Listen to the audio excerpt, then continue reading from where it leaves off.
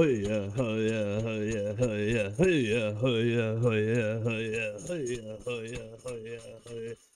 sorry. I was just doing my rain dance here as I'm starting the video. As I'm looking at Marvel's Echo on Disney Plus. Now, of course, the latest trailers have released. It looks like something that's going to be another woke train wreck. And they're promoting it as such. And this is what they're doing. They do this in advance now. They say that everybody who doesn't like the show is racist, sexist, bigot, homophobe, whatever it is, at the end of the day. And that way they can justify their failures and I guess maybe try to get some like ESG bucks out of it because they did something great.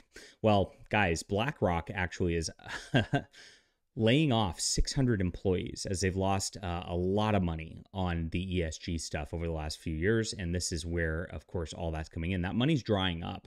So I don't know what they're doing at this point because it's not going to appeal to anybody. It's just going to sink Disney even further. And this is exactly the case with Echo. Let's get into the news on this. And I'm sorry. I'm so sorry if I offended you with the rain dance thing. I don't care, for real. It was funny. Get over it. So here it is. This is from That Park Place. Hollywood Reporter, an outlet that's been accused of being an arm of Disney by Gina Carano, recently attempted to promote the upcoming Marvel Studios production Echo with a racism narrative. That's right. Here it is. It's a character that nobody wanted, character nobody asked for. Isn't she supposed to be like blind and deaf or something like that? Like, how's she riding a motorcycle? Oh, well, let's not get into anything. The journalist spoke with actress Devery Jacobs, who plays the character of Bonnie in the show, voicing the character of Kahori in Marvel's What If animated series. The Hollywood Reporter asked Jacobs, I'm wondering if you saw this. There was a journalist that went viral lately for suggesting or basically asking Echo and Kahori needed to exist within the MCU, which absolutely it doesn't. There's so many characters that are cared about way more than Echo. Echo is like a one-shot miniseries that was done 20 years ago that miniseries was okay, but it was mostly with Daredevil as a lead, and that's why it worked. It didn't work as its own sort of thing and never caught on as a character, of course. They absolutely did. It was so egregious. I was just wondering if you had a reaction, you could explain why it's important to have multiple native characters in a project. It's all that matters is the identity. The writing doesn't matter. The directing doesn't matter. The story doesn't matter. Nothing matters. Just the identity is what's important. And of course, it continues. I wasn't sure of her at first. Should we have this character in Echo who's coming up? But I have to say, Kahori is super cool and wonderful. So powerful. Strong female lead. Again, MCU. That's right. Some people, I suspect, will say she might be overpowered. Yeah, it's another Mary Sue. But it's cool to watch her work. I don't care. So do we really need Echo now that we have Kahori?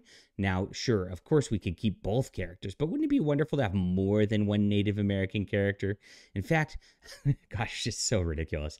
There are multiple characters in the Kahori episode I think have potential, but I can't give anything away about Echo. When you see Echo, you will see these two characters' striking similarities from their backgrounds to their power sets. They do seem pretty repetitive. So they are repetitive, but it doesn't matter because representation's all that matters.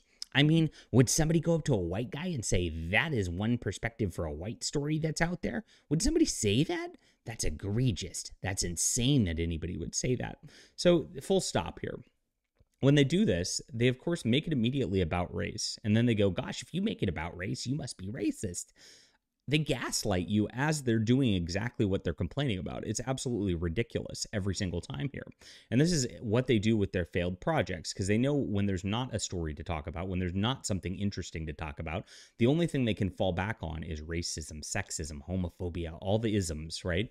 Because all they have to market with is that. They don't have anything interesting about Echo to say. Like the trailer looks bland and terrible. The fight scenes that have leaked look awful, like some of the worst Disney's ever produced. And so they know that they don't have anything to talk about that fans would actually want. So they try to shame you into watching it anyway. And that's all that's going on here again with Echo. It's really sad to watch, but of course it's par for the course at this point. They do admit now these days that they are trying to generate outrage to get clicks. That's exactly what they do with their shows. And it's doesn't work, I don't think. I mean, like, who's really hate watching it at this point? Everybody's given up on the MCU. Leave a comment down below with what you think about this. Hit that like and subscribe button. We'll be back soon.